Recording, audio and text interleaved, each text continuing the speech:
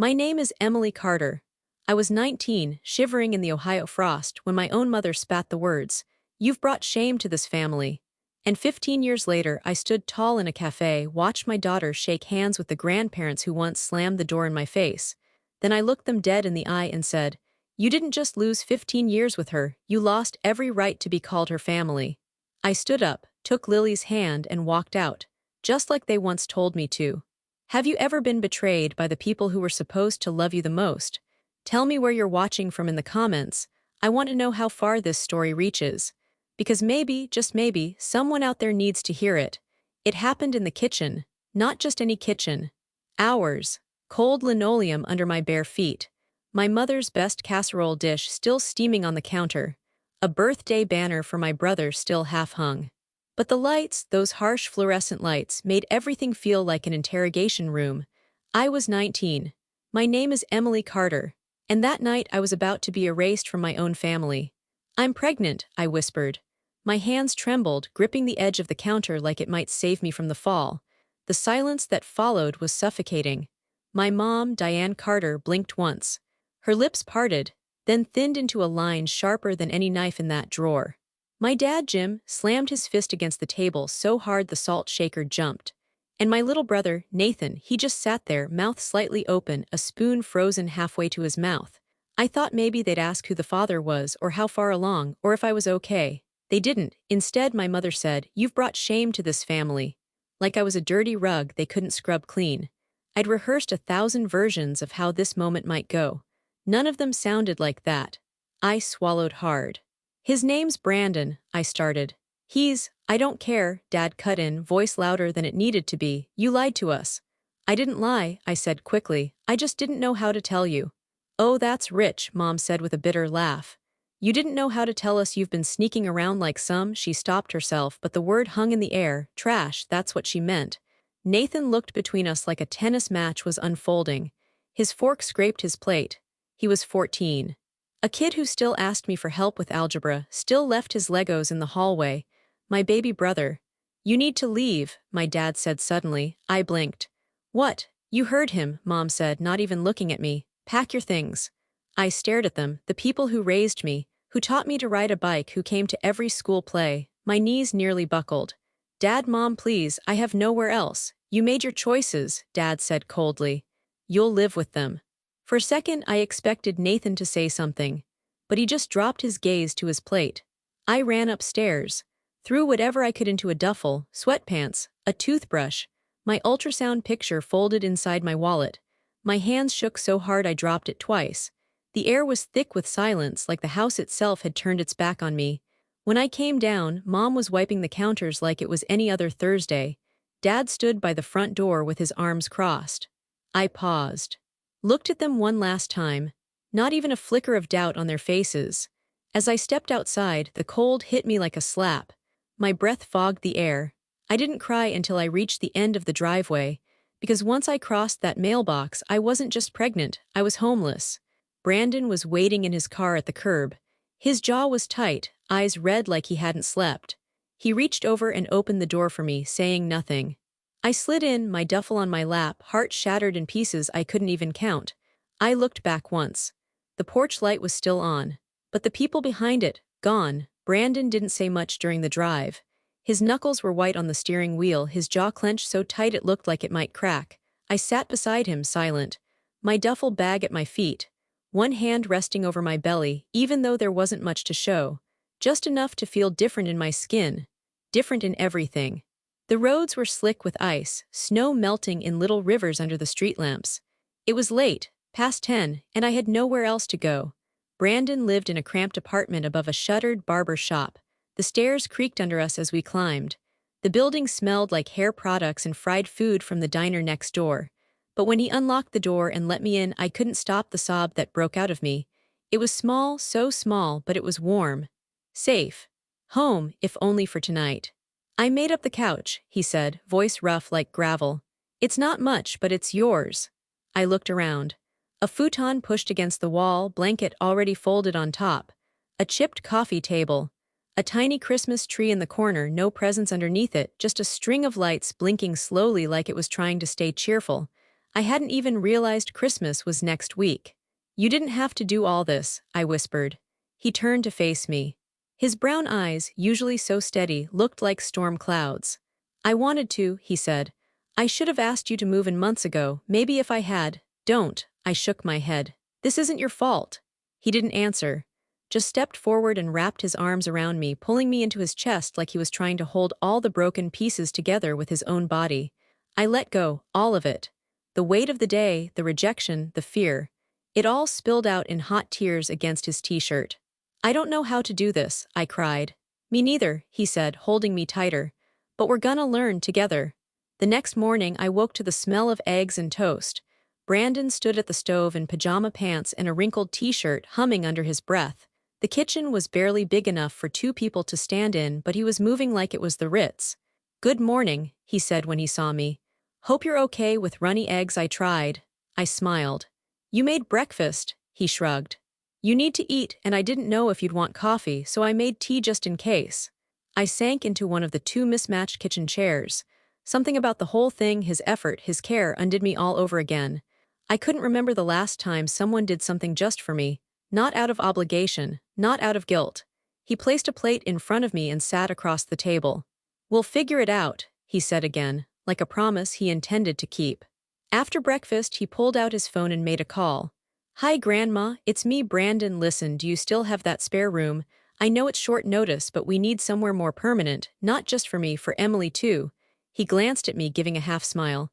She's pregnant, Grandma. There was a pause, a long one, then quietly he said, Yeah, I love her. Another pause. When he hung up, he looked dazed.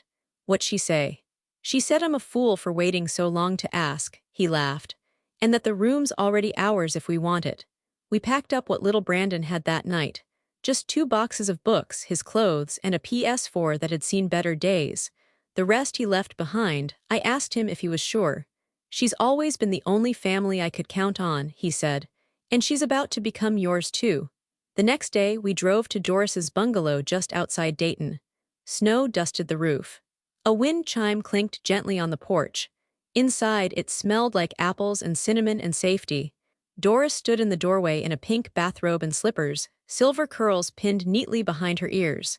She looked at me first, not with judgment or curiosity, but with something I hadn't seen since I left home, kindness. You must be Emily, she said softly. I nodded, unsure what to say. Well, she said, opening the door wider, get in here before you both freeze. The bungalow felt like something out of a storybook. Small, sun-washed, and filled with things that hummed with memory. Crocheted blankets over every chair, framed cross-stitches with sayings like "Love grows here," and a pot of something sweet simmering on the stove before I'd even taken off my coat. Doris ushered us in like we were long-lost family returning from war. No questions, no sideways glances, no sermon. Just a warm smile and a plate of cookies set on the coffee table like it was the most natural thing in the world to take in a pregnant 19-year-old girl and her boyfriend on a snowy December afternoon. You'll take the spare room at the end of the hall, she said, handing Brandon a set of neatly folded sheets. Emily, dear, I put a heating pad under the mattress. It gets drafty at night. That night, after we unpacked and ate Doris's famous chicken and dumplings, famous, she said with a wink, because no one's had the nerve to say otherwise, I lay in the narrow twin bed listening to Brandon's even breathing from the other side of the room. He was already asleep on the floor beside me, insisting the bed was mine until we figured things out. The wind rattled the window. The house creaked gently, but for the first time in days, I didn't feel cold. The next morning, I woke to the scent of cocoa and the sound of Doris humming in the kitchen. She had set the table with mismatched mugs and a plate of banana bread still warm from the oven. Sit, she said, patting the chair beside her. You need your strength. Brandon stumbled in a few minutes later, hair a mess and shirt inside out. Doris looked at him over her glasses and smirked. You gonna marry this girl, or am I wasting good bananas on a man with no manners? Brandon choked on his bread. I nearly spilled my cocoa. We hadn't really. Doris didn't wait for an answer. She reached behind her, pulled out a notebook, and slid it across the table toward us. Courthouse weddings are fast and cheap, she said. I checked. There's a judge downtown who does them on Thursdays, and I've got a closet full of fabric I've been saving for a rainy day. I figure this qualifies. I blinked. You want to make my wedding dress? I'd be honored, she said, sipping her cocoa like it was no big deal. I never got to make one for my daughter. She eloped with a truck driver and moved to Kansas. This'll be my redemption. We laughed, half in disbelief. But before the cocoa even cooled, it was decided. For the next 2 weeks, the bungalow turned into a flurry of fabric scraps, whispered measurements, and whispered prayers that Doris's 50-year-old sewing machine wouldn't give out mid-hem. I sat at the table every afternoon with pins in my mouth while she adjusted seams and muttered about my narrow shoulders. Brandon painted our names on a wooden sign to hang over the porch. Doris cried when she saw it, said she hadn't had a man around the house who fixed things since her husband passed in '98. The day of the wedding came fast and quiet. It was just us, Doris, and 2 elderly neighbors who served as our witnesses. I wore the dress Doris made, ivory cotton with tiny blue buttons down the back and lace trim from her own wedding gown stitched along the hem. Brandon wore a navy suit borrowed from his cousin and shoes polished so hard they looked new. We stood in front of a judge in a courthouse that smelled like floor wax and old coffee. When Brandon took my hand, I felt everything go still. All the noise, the shame, the fear, it faded. "I, Brandon James Miller," he said, voice steady, "take you, Emily Rose Carter, to be my wife." When it was my turn, my voice cracked, not from nerves, from relief. We signed our names, took a blurry photo with the judge, and stepped out into the afternoon light as husband and wife.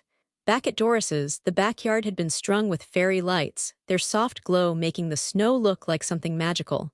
A few neighbors came by with covered dishes. Someone brought a guitar. Doris wore a feathered hat and clapped when Brandon twirled me in a clumsy first dance under the maple tree. There was no cake, no first look, no floral archway, just chili in paper bowls, laughter, and a kind of joy that didn't need an audience to feel real. That night, Brandon and I lay side by side in the tiny bed, Doris having insisted he move off the floor. "You're my wife," he whispered. And for the first time, I didn't feel like a girl running from shame. I felt like a woman who had survived something and built something new, all in a house that smelled like cinnamon, with a woman who never once asked why my own mother wasn't there. She just said yes. The night Lily came into the world, the sky cracked open with rain. I remember standing at the window just after midnight, watching the storm roll over Dayton, wondering if it was an omen or a blessing. The contractions had started that afternoon, slow at first, like a tugging somewhere deep inside me, easy to ignore if I kept moving. By evening, they were undeniable. Doris had noticed before I said a word. I was folding laundry on the couch, trying to pretend I wasn't curling my toes with each cramp. "You're in labor," she said without looking up from her crossword. I froze. "What? You've been holding your breath every 10 minutes for the past hour." She set down her pencil. "Go wake Brandon. It's time." We didn't have hospital bags packed. We didn't have a car seat installed. All the things I meant to prepare next weekend were suddenly due tonight. But somehow Doris had a plan. She always did. Brandon flew down the stairs barefoot, panic in his eyes. "Are you sure? Maybe it's just..." But then I doubled over, gripping the arm of the couch, and the words died in his throat. Doris had already called the hospital. She had towels in the dryer, bottles of water packed, and a peanut butter sandwich in a Tupperware. "For energy," she said, "because those vending machines are a crime against nature." The drive was a blur. Brandon's hand never left mine except to squeeze the steering wheel whenever I moaned. Every pothole felt like punishment. I clenched my jaw, focusing on the rhythm of the wipers, trying not to think about what was coming. The hospital was small, quiet. The nurse who checked me in had soft hands and a voice like a lullaby. Doris wasn't allowed in the room, but she kissed my forehead in the hallway, pressed something into Brandon's hand, a St. Christopher pendant she'd worn for decades, and told him, "You've got this, kid." Labor was not romantic. It was raw, animal. I remember the burn, the weight, the feeling of my body tearing itself open to bring her here. I remember screaming into Brandon's chest, clutching his t-shirt so tight I tore the collar. I remember nurses moving around me, murmuring things I couldn't hold on to. But mostly, I remember the moment she cried. That one tiny, gasping cry, and everything inside me shifted. Brandon whispered, "She's here, Emily, she's perfect," as if he couldn't believe it was real. He was crying, but he didn't notice. Just stared down at the wrinkled, pink bundle the nurse had placed in his arms, like the universe had handed him a miracle and dared him not to break it. They placed her on my chest. She was small, so small and already frowning like she had opinions about this world. Her fingers gripped mine with surprising strength. "Hi," I whispered. "I'm your mama." And just like that, I wasn't the girl my parents had kicked out. I wasn't the teenager with the stain they couldn't forgive. I was a mother. She had Brandon's nose and my chin, and the moment I looked into her eyes, I knew I would never again measure myself by the people who walked away. Only by the life I could build for her. We named her Lily June Miller. Doris had always loved lilies, said they were strong flowers, stubborn, always reaching toward the light even in the shade. It felt right. We brought her home 2 days later. Brandon drove like the roads were made of glass. Doris had strung a welcome home, baby girl banner across the front door and baked a lemon cake that made the whole house smell like sunshine. Those first few weeks were hard. I was exhausted, sore, and overwhelmed. There were days I cried over spilled milk, literally. Brandon worked double shifts at the auto plant, coming home with grease on his hands and circles under his eyes. But every night, he held Lily while I slept, and every morning, Doris would bring me tea and whisper, "One day at a time, sweetheart." I lived for the quiet moments. Nursing Lily in the rocking chair by the window while snow fell outside. Watching Brandon fall asleep with her curled on his chest. Hearing Doris hum lullabies from the kitchen, ones she used to sing to her own baby girl who'd left for Kansas and never came back. One night, Doris sat with me while I fed Lily, the fire crackling low beside us. "You're already a better mother than yours ever was," she said softly. I looked at her startled. "She tried to break you, but look what you built instead." I didn't respond. Just nodded, tears pooling in my eyes, heart aching in the way only truth can make it ache. She was right. I was building something, not a perfect life. Not a rich life, but a family, a real one. Made of threadbare blankets, middle-of-the-night feedings, overcooked pasta and kisses on tiny foreheads. Made of people who chose to stay. And every time I looked at Lily, I didn't see what I'd lost. I saw what I'd made. It's strange how time moves when your hands are full. I used to think it would drag. That motherhood would stretch the days thin, like gum on pavement. But in Doris's little house, time moved like breath. One moment I was rocking Lily in the middle of the night, her fingers curled around mine like ivy, and the next it was spring, and she was learning to crawl across Doris's quilted rugs. Brandon worked more hours than I saw him for some weeks. After Lily was born, he took every shift the plant offered, even the ones no one else wanted, overnights, weekends, holidays.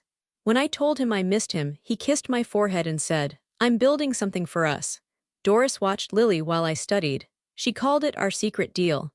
I'd sit at the kitchen table with my laptop and textbooks, trying to make sense of developmental psychology or nutrition science, and she'd waltz past with Lily balanced on her hip like it was second nature. "You focus on giving that brain of yours a future," she said once, setting down a fresh mug of tea. "I'll make sure this baby knows someone's always in her corner." And she did. Doris was Lily's first lullaby. Her first solid food came off a baby spoon shaped like a duck that Doris had kept since the 70s. Her first word, "Nana." Brandon cried when she said it. He never corrected her. I took my classes online at first, in stolen hours. I wrote essays during nap time, studied flashcards while Lily teethed on my shoulder. It was slow, but it was mine. I wasn't just surviving anymore. I was building, too. A year later, Brandon came home early. Lily was giggling in her high chair, face covered in mashed peas. I turned, half expecting bad news, but he looked like a man who had won the lottery. "They gave me a promotion," he said, barely able to get the words out before I was in his arms. "Shift supervisor, full benefits, paid leave, and a raise." We danced in the kitchen, right there in front of Lily, who clapped and squealed like we were putting on a show just for her. That night after we put her to bed, we sat on the couch with Doris and told her everything. The promotion, my upcoming graduation, the money we'd saved. "I think it's time," Brandon said softly.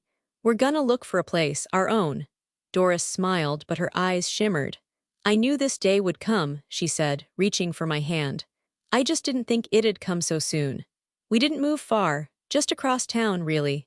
A modest little rental, 2 bedrooms, 1 bath, a sloping lawn we could never quite tame. Lily had her own room, painted soft green, with stars stuck to the ceiling and bookshelves Brandon built from scratch. Every Saturday, Doris came over with groceries we didn't ask for and stayed long enough to read Lily 2 books, sometimes 3, depending on her mood. I graduated 6 months later. I walked the stage in a borrowed cap and gown, tassels swinging, heart pounding. Doris was in the front row, holding Lily on her lap, both of them waving like mad.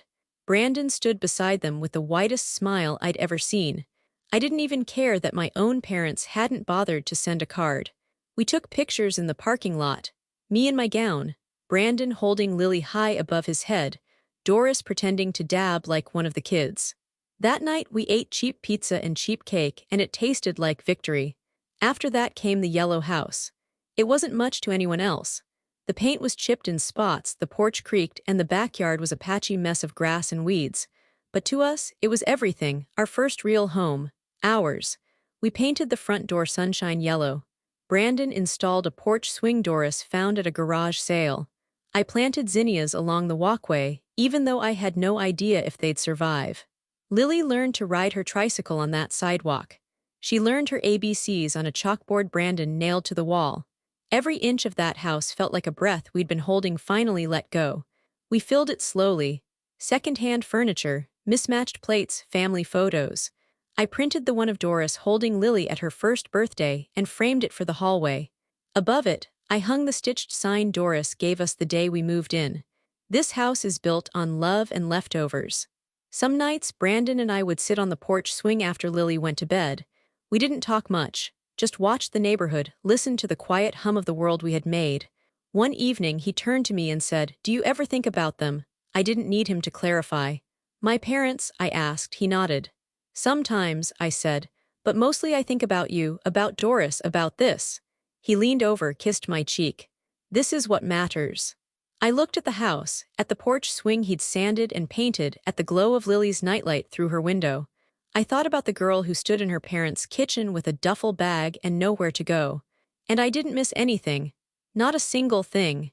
It was the kind of morning that shouldn't be remembered, the kind that usually drifts unnoticed into the pile of ordinary days.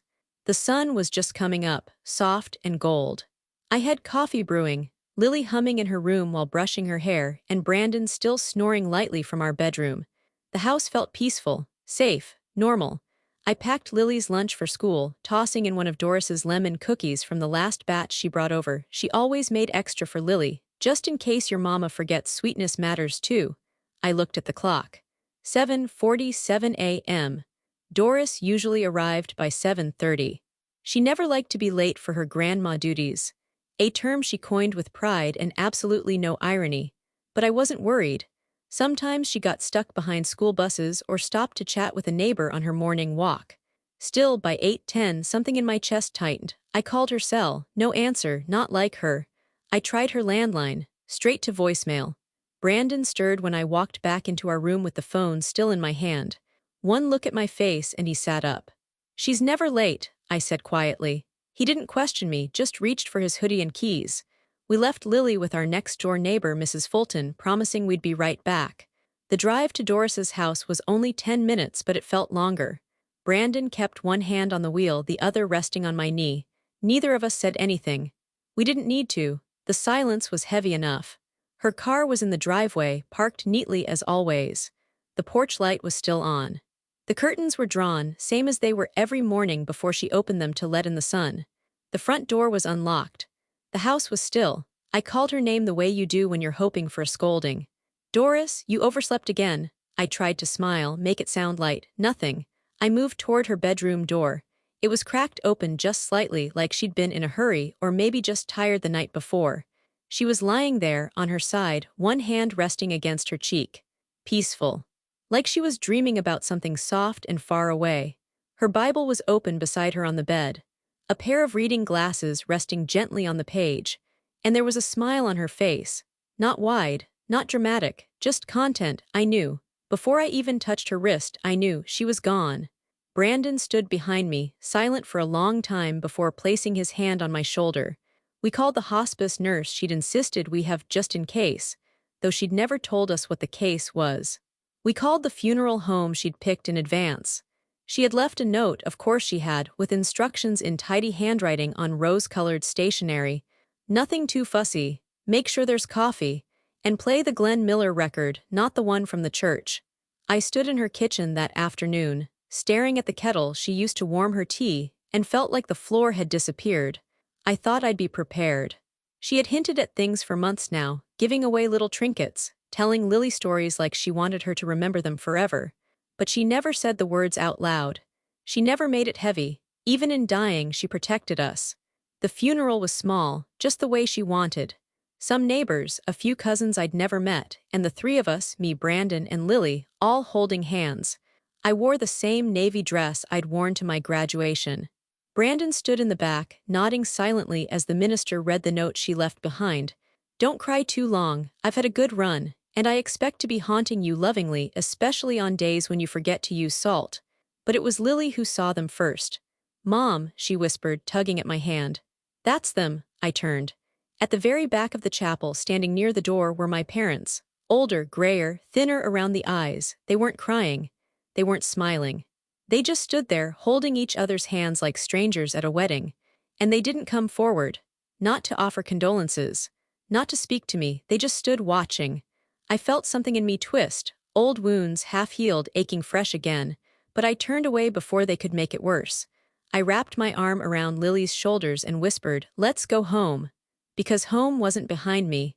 It was the little girl beside me, the man waiting at the car, and the woman we were laying to rest who had, without ever saying so, become the only mother I ever had. That night, the house felt too quiet. Even with Lily's bedtime playlist whispering through her little speaker, soft lullabies about stars and dreams, the silence wrapped itself around me like fog. Brandon had gone to bed early, exhaustion settling into his bones, but I couldn't sleep. I couldn't move. I sat on the floor of Lily's room, back against the wall, my hands wrapped around the mug Doris always used, the one that said "best day ever" in faded blue letters. I wasn't even drinking from it. I just needed to hold something that had held her. Her funeral had ended only hours ago, and I still couldn't believe she was gone. She had filled our lives with so much love that I hadn't realized how much of my daily rhythm had shaped around her. Her morning texts, her humming as she swept the porch, the way she always brought Lily stickers from the grocery store. Without her, something essential felt missing. A layer of safety, a softness. And grief, it doesn't knock. It doesn't wait. It just crawls right in and settles on your chest. I hadn't cried at the service. Not really. Not even when I saw her Bible, closed now, placed gently beside a single lily on the table up front. I think part of me was still trying to be strong. To be the woman Doris believed I'd grown into. But there in Lily's room, with the pink nightlight casting hearts on the walls and her little white bookshelf filled with dog-eared picture books Doris had read over and over, I broke. The sob hit me without warning. Ugly, raw, gasping. The kind you can't stop once it begins. I pressed my hand to my mouth, trying not to scare Lily, but she must have heard. Because a moment later, I felt her crawl out of bed and slip onto the floor beside me. She didn't say anything at first. She just leaned against me, her cheek resting on my shoulder. And then she whispered, "I'm glad you have me." I turned, blinking through tears, and looked at her. 8 years old. Hair a mess from sleep, one sock half off, eyes wide and honest. "What?" I breathed. "I know you're sad because Nana's gone," she said quietly, "but you still have me." I couldn't speak, I couldn't even nod. I just pulled her into my arms and held her as tightly as I could without breaking us both. She laid her head on my chest, just like she did when she was little, and I let the tears come again, softer this time. Not just from loss, but from awe. This tiny human, born from pain, raised in love. She was the proof that everything we built after my family cast me out had been worth it. All the cold nights, the fear, the starting over, and now she was holding me. After a while, I tucked her back into bed and kissed her forehead. "Good night, sweetheart," I whispered. She reached for my hand. "Do you think Nana can still see us?" I smiled through the tears. "I think she's the reason I found you in the dark." Lily nodded once, then closed her eyes. As her breathing slowed, I stayed beside her, watching the rise and fall of her chest. That night I didn't sleep in my bed. I stayed on the floor of my daughter's room, Doris's mug still cradled in my hands. And for the first time since Doris passed, I felt something steady settle inside me. Grief had knocked me down. But love, this little girl, was lifting me back up. It was a quiet fall afternoon, one of those days where everything feels settled, leaves rustling just enough to let you know time is passing, but slowly. Brandon had taken Lily to the park for an ice cream date. I was folding laundry by the window, humming to myself, Doris's mug on the sill where the sun hit it just right. Then came the knock. Firm, deliberate, too familiar. I froze. No one knocked like that, not our neighbors, not friends. I don't know why, but I already knew before I opened the door who it would be. Brandon must have heard it first, because when I got to the door he was already opening it. And there they were, my parents. Not just my mother or my father, both of them gray, older, paler than I remembered, and very clearly not proud. My mother held a folded paper in one hand, tightly, like a flag or a surrender note. My father's shoulders, once squared and stern, slumped like a man who'd lost more than his dignity. They looked tired, small, nothing like the giants who once banished me from their home. Brandon stiffened, his body blocking most of the doorway like instinct told him to protect the threshold. My father cleared his throat. "We don't want trouble," he said quietly. "Then maybe you shouldn't have come," Brandon replied flatly. I stepped forward, not because I was ready, but because I had to. I looked them both in the eye. "What do you want?" My mother's lips quivered for half a second, then she spoke. "We've lost everything," she said, her voice catching. "Your brother moved away, we haven't heard from him in months. The business failed, your father's back went out last winter, we sold the house. None of it felt real. None of it felt earned, but I listened anyway. We're not here to ask for money," my father added quickly as if anticipating the worst. We'd like to meet our granddaughter before it's too late." It landed like a weight on my chest. Not "we'd like to see you." Not "we're sorry." Not "we made a mistake." Just her, just Lily. Brandon bristled, stepping closer to me, but I lifted a hand. I needed to do this myself. I looked at the people who once slammed a door in my face, who called me shameful, who stood in the back of Doris's funeral and said nothing. I thought of Lily on the floor beside me just nights ago, whispering, "I'm glad you have me." I looked at them and I said it with no anger, only truth. "You had your chance," I said softly, "and you threw it away." My mother's eyes welled up. My father looked like he might say something, but I didn't let him. "You don't get to show up after 8 years and skip the part where you earn forgiveness. You don't get to meet her because now you feel empty. You left me empty first." They didn't argue. They didn't beg, they just stood there. And I closed the door, gently, not a slam, not a scream, just an ending. I stood in the hallway for a moment, listening to the silence afterward. Brandon didn't say anything. He just wrapped his arms around me. I didn't cry, not this time, because grief was behind me now. And peace. Peace had Lily's handwriting on the fridge and Doris's laughter in the walls. They could keep their apologies. I had everything they threw away. Time has a strange way of smoothing out the sharp edges. It doesn't erase things, not completely, but it dulls them. Makes the once impossible feel like a chapter instead of a sentence. And that's what the years became. Chapters. Pages in a book I kept living, even after so many people expected me not to. Lily was 13 now. Taller, sharper, still with those same curious eyes that used to blink up at me from a crib at 2 in the morning. She was whip-smart, always had a pencil behind her ear, and lately she'd been walking around with a composition notebook filled with questions, half for her school newspaper, half for her own curiosity. That's how the conversation started. She was sitting cross-legged on the living room rug, surrounded by photos for a genealogy project. Doris's faded portraits, Brandon's childhood birthday snapshots, a few of our wedding day, the one with fairy lights and chili in paper bowls. She was quiet for a long time before she asked the question, "Mom, why aren't there any pictures of your parents?" I felt it before I heard it, that small flutter in my chest. The question I knew would come someday, the one I wasn't sure how I'd answer. I looked at her. She wasn't accusing me, she wasn't upset, she was just ready, so I took a breath. And I sat down beside her, and I told her, not everything, not the cruelest details, but the truth, that I was 19. That I told my parents I was pregnant, that they didn't take it well, that they told me to leave. I watched her face closely, waiting for anger or disbelief or sadness. But all she said was, "Oh," I nodded. "It hurt for a long time, but then I found Doris, and your dad, and you, and that hurt turned into something else." She turned the page of her notebook slowly. "Did they ever try to come back?" I hesitated. "Yes, once." She waited, so I gave her the rest. "They came to the house a few years ago, said they'd lost everything, said they wanted to meet you." "What did you say?" I met her eyes. "I said no," she blinked. "Why?" And I could have told her about the years they missed. About the birthday cards they never sent, the phone calls that never came, the way they stood at Doris's funeral like strangers and said nothing. But instead, I said, because they weren't sorry for what they did. They were sorry for what they lost. And those aren't the same thing. She was quiet for a moment, her fingers brushing over the edge of Doris's photo. Okay, she said finally. That was it. Not because she didn't care, but because she understood. To her, Doris had always been the grandma who showed up. The one who sewed doll clothes and told bedtime stories and taught her how to make blueberry muffins without measuring. And me, I wasn't broken in her eyes. I wasn't the girl who got cast out. I was just Mom. And that night when I tucked her in, she kissed my cheek and whispered, "Thanks for telling me." As if sharing the wound was a gift. And maybe it was. Because finally, after all this time, it didn't feel like a scar I had to hide.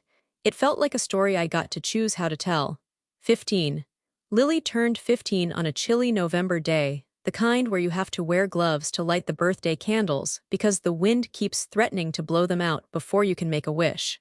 We had a simple party. Her two closest friends, takeout pizza, a chocolate cake shaped like a typewriter, her idea of course, and Brandon doing his best to keep the Spotify playlist from playing ads during the celebration. She laughed so hard that night. Real, loud, belly-deep laughter. The kind that filled the house and made Brandon raise an eyebrow before joining in. I watched her from the kitchen, marveling again at how she had become this curious, thoughtful, wonderful young woman. I didn't see it coming. Not until later, when we were cleaning up the plates and she was helping me wipe down the table, quietly focused. She looked up, her expression serious in a way that made my breath catch. "Can I ask you something?" she said. "Of course," I said, brushing crumbs into my palm. She hesitated, then carefully asked, "What if I wanted to meet them?" I didn't have to ask who she meant. I set the rag down slowly. The room suddenly felt smaller. "My grandparents," she clarified, like maybe I hadn't understood. "Just once, I think I need to know where I come from." There it was. Not rebellion, not anger, just need. She wasn't questioning me. She wasn't saying what they did was okay. She was just asking for herself. And I didn't answer right away. How could I? The people she wanted to meet were the same ones who shut a door on my face and never once reached back, until it was too late. The people who showed up at my home with empty apologies and left again with even less. But she was 15, old enough to wonder, old enough to decide. "I won't stop you," I said softly. "But you won't go alone." Her eyes flicked up, surprised. "I'll be there," I said, "every second. If this is something you need to do, then we'll do it together." Lily didn't throw her arms around me. She didn't cry. She just nodded once, her gaze calm and steady. "Thank you." And even though my chest tightened, even though every old wound ached at the thought of facing them again, I knew I was doing the right thing. I would not let my fear become hers. Later that night, Brandon and I sat side by side in bed, both staring at the ceiling. "She asked," he said quietly. "She did." He didn't say more. He just reached for my hand. I don't know what meeting them would bring. Closure, maybe, more questions, or nothing at all. But I wasn't going to keep her from finding out. She was her own person now. And I was no longer the girl who needed permission to exist. We picked the cafe on purpose. Neutral ground. Public enough to keep the peace, quiet enough for a real conversation.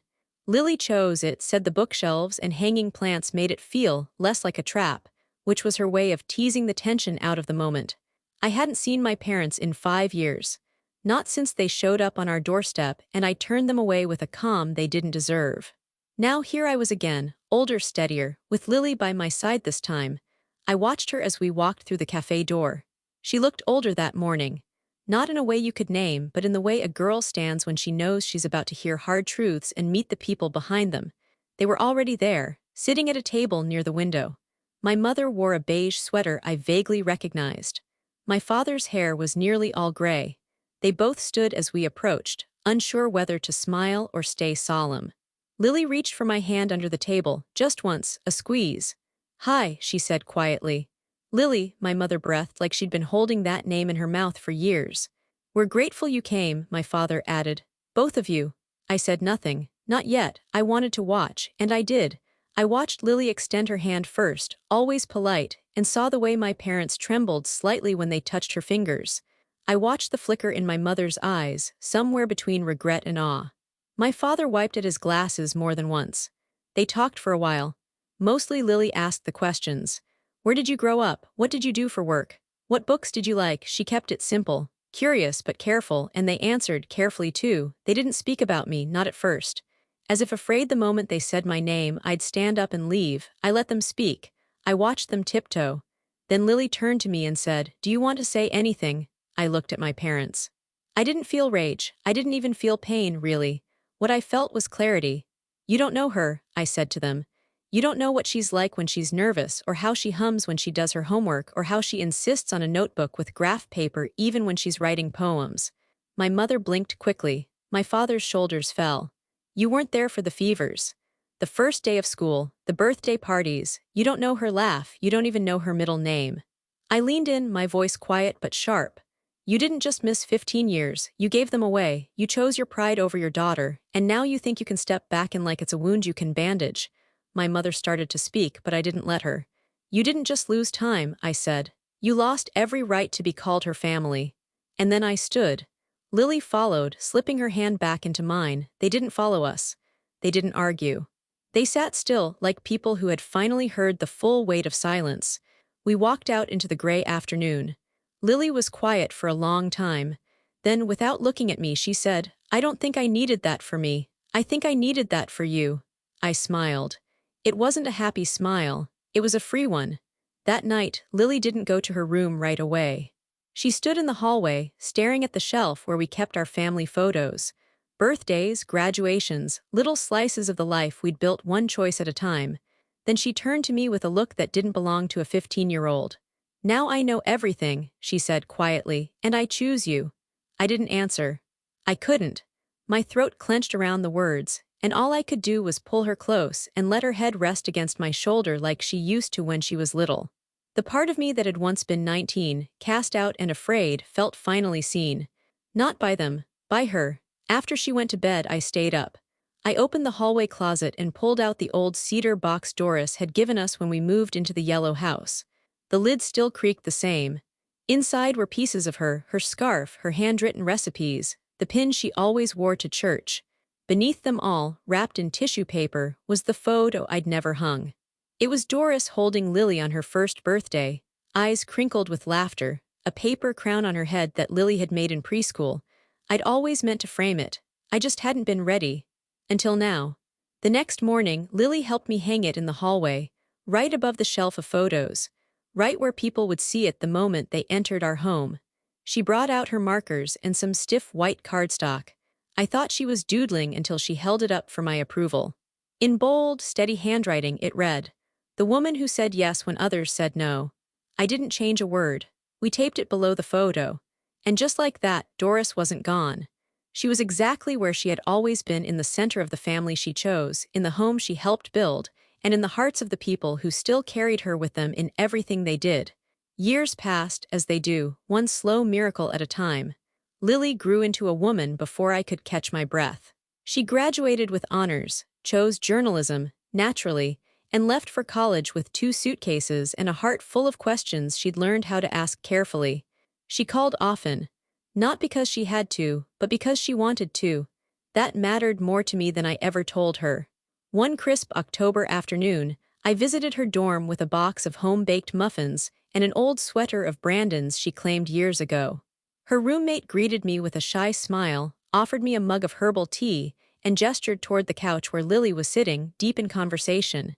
She didn't see me at first. She was telling her roommates about Doris, about the yellow house, about us. "I used to think family was something you were born into," she was saying. "But my mom taught me it's something you can build." Doris, my grandma, wasn't related to us, but she showed up. When my mom was alone, pregnant, scared. Everyone else shut their door. Doris opened hers. Her roommates listened closely. One of them blinked back tears. "She gave us a home," Lily continued. "She taught me how to make peach cobbler and how to say I'm sorry with tea instead of words. She never asked for anything, she just chose us." I stood frozen in the doorway because there it was. The legacy, not in bloodlines, not in apologies never received, but in my daughter's voice. The way she told our story, not with shame, not with bitterness, but with pride, with truth. When she noticed me, she smiled, not embarrassed, just warm. "Hey, Mom," she said, "I was just talking about you." I sat beside her and the conversation continued. It was never about revenge, not really. It was always about reclaiming what was mine, my voice, my worth, my right to build something better, and I had. Because the world told me I was too young, too ruined, too alone. But Doris said yes. And because of that, Lily now told our story like it mattered, like she mattered, and that's all I ever wanted.